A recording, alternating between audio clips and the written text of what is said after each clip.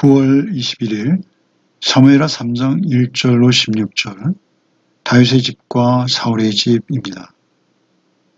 사실 사울의 집이라 하지만 그것은 사울의 나라이죠. 다윗의 집이라 하지만 그것 역시 다윗의 나라입니다. 이제 사울의 나라가 막을 내리고 다윗의 나라가 세워져가는 과정이죠. 이것은 하나님의 계획과 하나님의 의도입니다. 하나님의 경륜으로 이루어져가는 하나님의 나라를 예표하는 다윗의 나라가 세워지는 것이죠. 하나님의 뜻을 쫓아 세워져가는 나라, 운영되어지는 나라.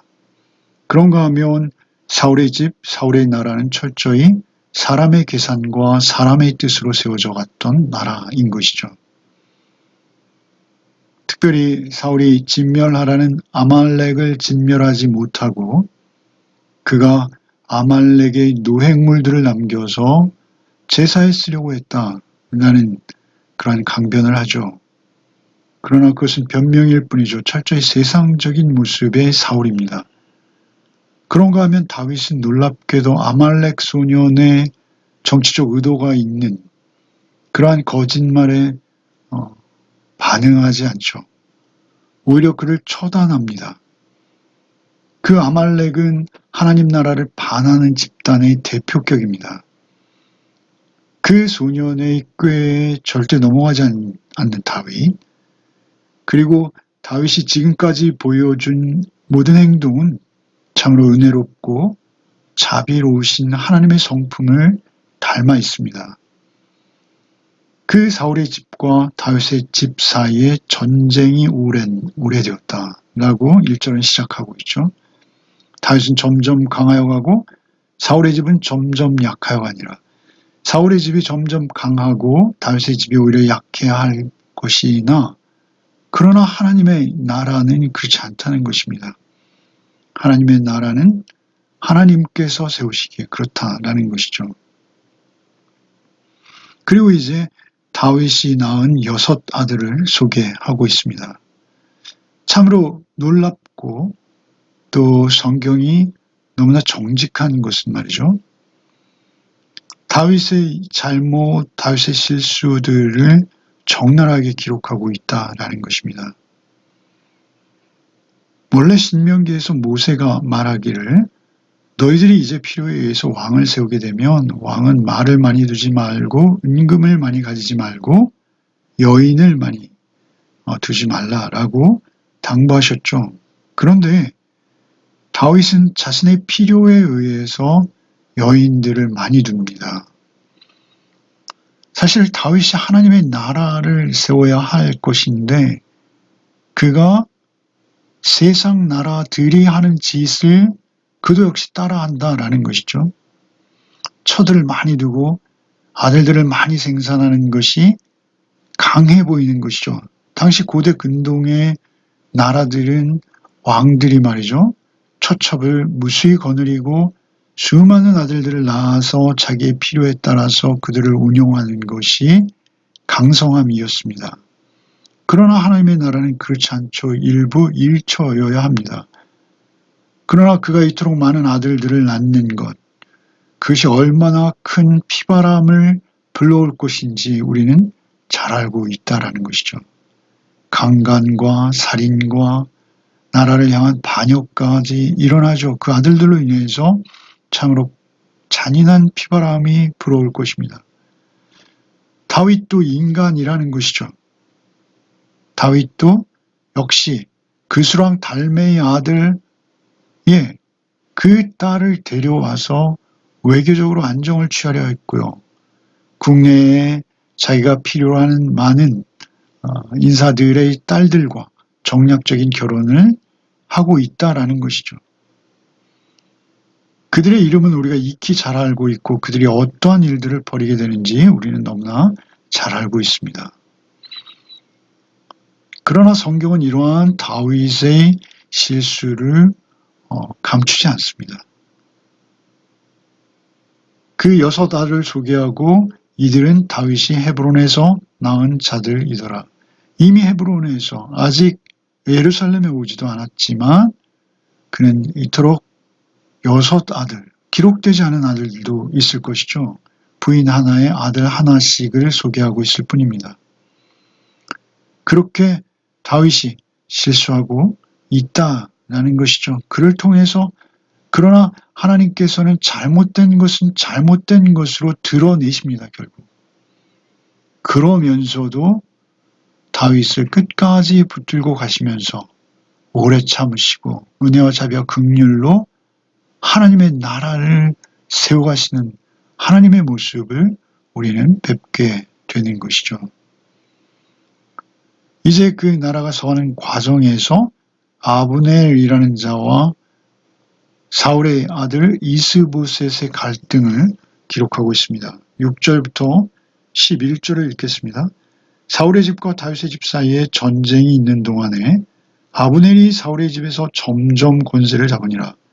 사울에게 첩이 있으니 이름은 리스바요 아야의 딸이더라.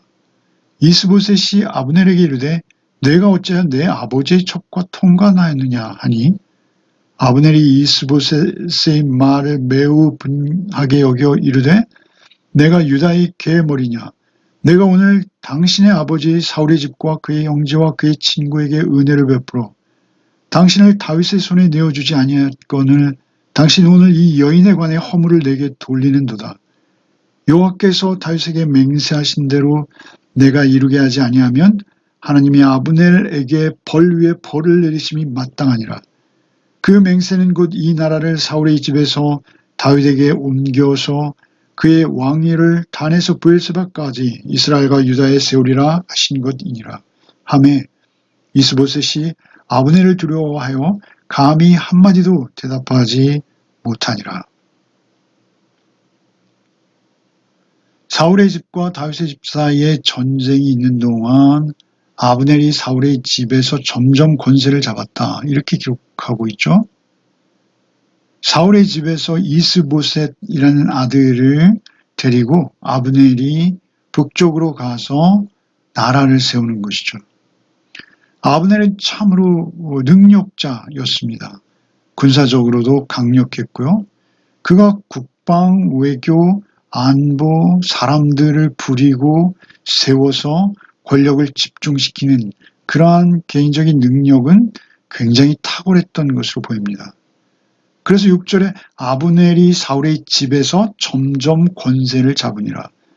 사울의 집은 사실 점점 더 쪼그라들죠. 사울의 집은 점점 약하여가 아니라 1절에 말씀하시잖아요. 사울의 집이 그렇게 사울의 나라가 약하여 가는데 아브넬은 점점 강하여 간다라는 것이죠. 무슨 의미입니까? 아브넬의 권력이 강하여지고 이스보셋은 허수아비와 같은 왕으로 전락되어지며 사울의 나라는 한없이 약해진다라는 것이죠. 인간의 나라를 대표하는 것입니다. 독재자 내지는 또는 자기의 권력만을 우상시하는 인간들이 인간적인 방법과 인간적인 생각으로 그 나라를 통치하고 다스릴 때 그 개인은 권력을 점점 강하게 키울 수는 있으나 그 나라는 약해지는 것은 당연한 것이죠. 이스보셋이 완전히 무력한 왕으로 전락하고 실질적인 왕권은 아브넬이 가지게 된다라는 것이죠. 그것은 다윗이 세워가는 하나님의 나라, 제사장 나라, 거룩한 나라와 정확히 반대되는 나라입니다. 하나님 앞에서 구별된 하나님의 나라와 인간의 나라는 다르다라는 것이죠. 다윗도 자기가 자기의 군사력만으로 북쪽을 점령하고 나라를 통일시킬 수 있습니다. 그러나 그렇게 했을 때 엄청난 반발이 있었을 것이요. 역사적으로 다윗은 같은 민족끼리 피를 흘리고 결국은 왕으로서의 정통성이 상실되어지는, 많이 실추되어지는 그러한 모습이었을 것이라는 것이죠. 이 나라가 세워지는 과정 역시 주변 나라들과는 달라야 합니다. 전쟁을 통해서 강자가 약자를 제압하는 방식, 그렇다면 세상 나라와 다름이 없는 것이죠. 그것은 더디지만 하나님의 계획과 섭리에 따라서 하나님의 경륜 안에서 기다려야 하는 것이죠. 기다릴 때 하나님께서 하나님의 방법으로 세우시는 것이죠. 그것은 오래 참으시고 인애와 자비와 긍휼로 세워가는 하나님께서 세우시는 하나님의 나라입니다. 세상 나라의 특성, 사울의 나라와는 전혀 다른 그러한 모습이어야 한다라는 것이죠. 지금 이스보셋과 아브넬의 싸움은요, 세상 나라의 특성을 아주 적나라하게 보여주는 것이죠. 아브넬이 사울의 집에서 점점 권세를 잡았습니다. 그래서 사울의 첩 리스바라는 여인을 범하는 것이죠. 동침합니다. 그러자 이스보셋이 아브넬에게 따지는 것이죠. 어찌하여 내 아버지의 첩과 통관하느냐. 그러자 아브넬이 적반하장이죠. 내가 유다의 계머리냐라고 아주 극단적인 감정으로 이스보셋을 향해 폭발합니다. 적국 유다의 비천한 동물 중에 비천한 동물인 개를 자기와 결합시키는 것이죠. 내가 유다의 개의 머리냐.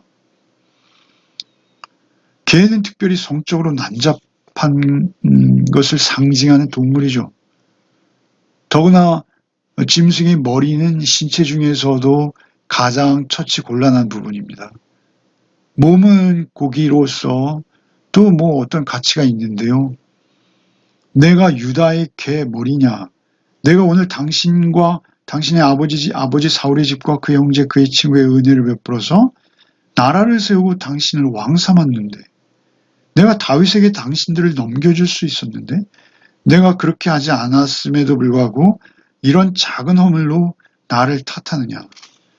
굉장히 노골적이고 이기적인 본색을 드러내는 분노인 것이죠.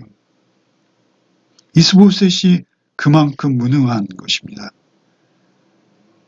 그러면서 내가 이 나라를 다윗에게 넘겨주겠다. 사실 하나님께서 다윗을 이스라엘의 새로운 왕으로 세워가고 있는 것은 다 알고 있습니다. 이미 다 알고 있습니다. 사무엘이 다윗에게 기름 부은 것도 이스라엘의 여인들까지도 다윗을 노래하고 있어요. 그런데 더구나 아브넬이 다윗이 나라의 왕이 되어질 것을 모를 리가 없죠. 그럼에도 자기의 권력과 자기의 힘, 그 달콤한 그 권력의 맛을 안 아브넬이 그것을 쥐기 위해서 이렇게 이스보셋을 이용했던 것이죠. 그러나 그가 이스보셋을 쫓아내고 자신이 왕이 되는 것은 차마 못하고 있는 그 정도의 위인인 것입니다.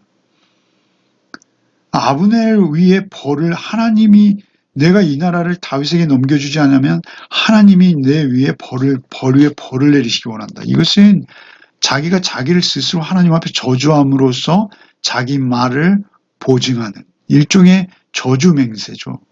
이러한 맹세는 정말 심각한 맹세이고요.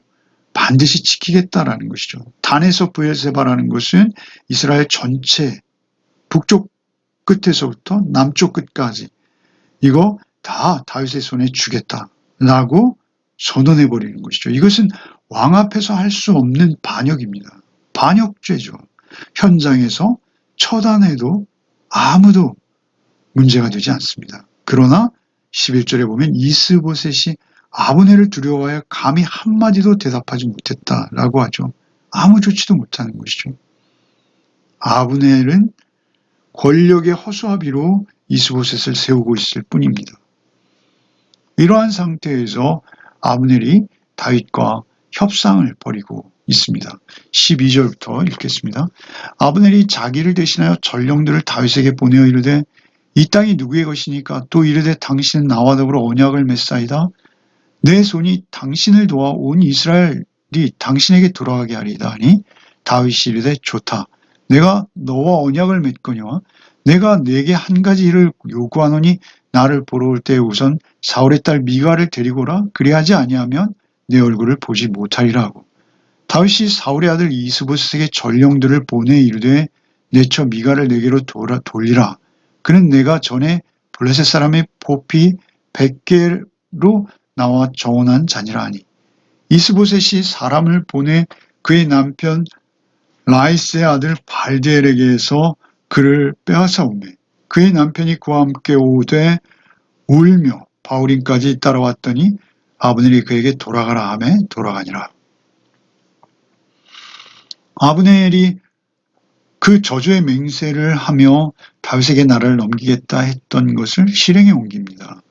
그래서 전령을 보내죠. 그리고 그 전령을 통해서 하는 말이 말이죠. 이 땅이 누구의 것이니까 또 이르되 당신은 나와 더불어 언약을 맺사이다. 내 손이 당신을 도와 이스라엘이 당신에게 돌아가게 하리다. 그러니까 그 북쪽 땅이 말이죠. 아브넬은 자신의 땅이라고 지금 말하는 것입니다. 이 땅이 누구의 것이니까? 또 이르되 당신은 나와 더불어 언약을 맺사이다. 이 땅이 하나님께서 당신에게 약속한 땅일지라도 지금은 내가 이 땅을 쥐고 있지 않느냐.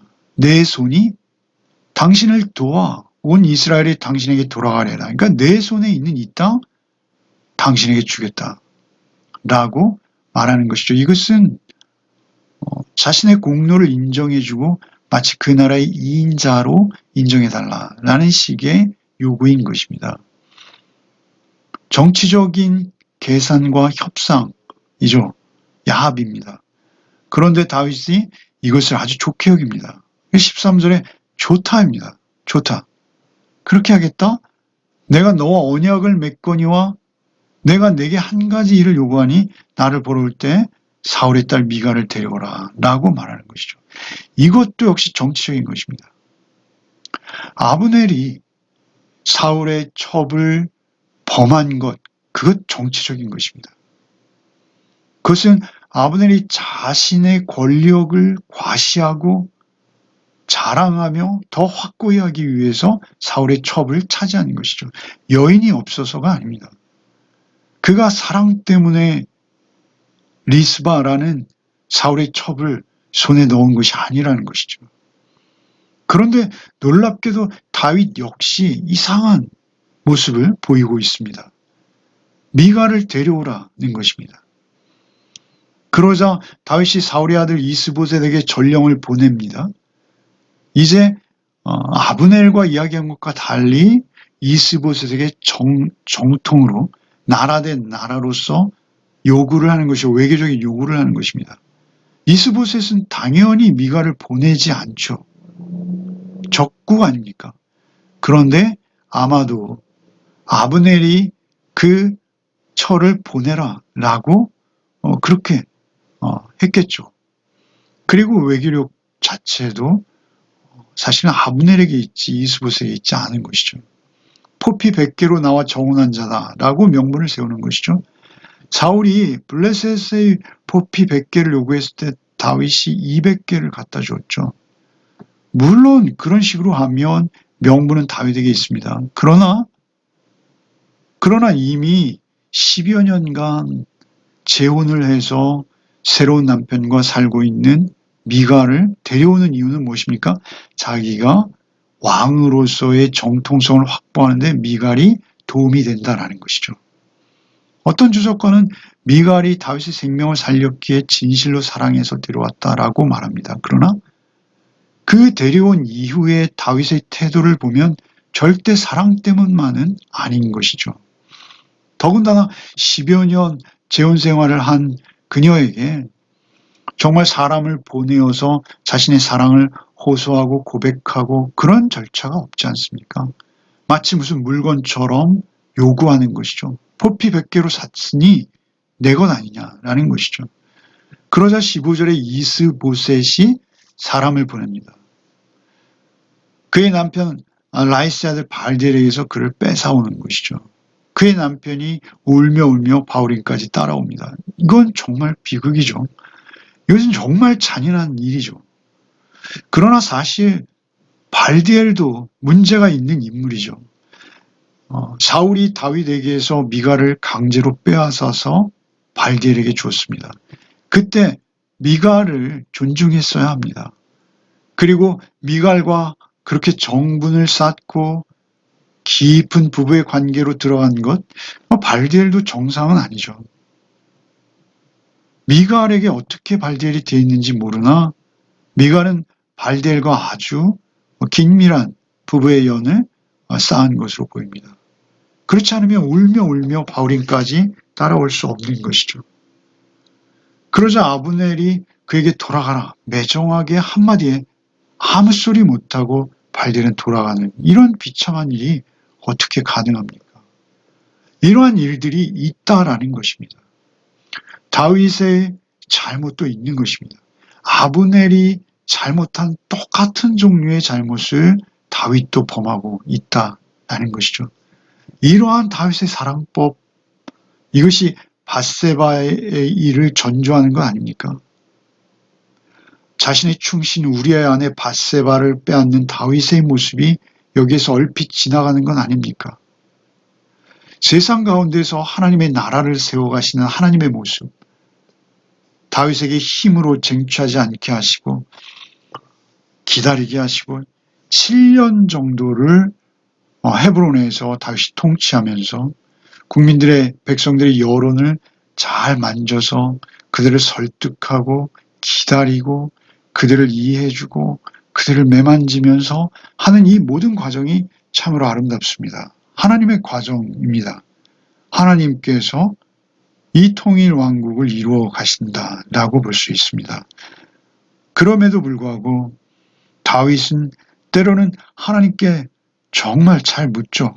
내가 헤브론으로 가리이까? 그렇게 그가 물었습니다. 그랬던 그가 이제 정작 중요한 일들 앞에서 하나님의 여쭙지 아니하고 자기의 인간적인 계산과 생각들을 마구 실천하는 이런 모습들을 보게 되는 것이죠. 결국 하나님의 나라는 하나님께서 세워가십니다. 우리가 어떻게 하나님께 전적으로 우리 자신을 내어드리고 의탁하느냐, 거기에 하나님의 나라가 세워지느냐 마느냐가 있는 것입니다. 그리고 그 나라가 어떻게 세워져 갈 것인가 라는 점에 있어서는 우리 안에 하나님께서 거하셔서 하나님의 인격과 하나님의 성품으로 우리가 쓰임받지 않고서 하나님의 나라는 세워질 수 없다라는 것입니다. 그것이 작고 크건 간에 오늘 하루 우리의 삶들을 통해서 하나님의 나라를 세워가는 복이 있으시기를 바랍니다.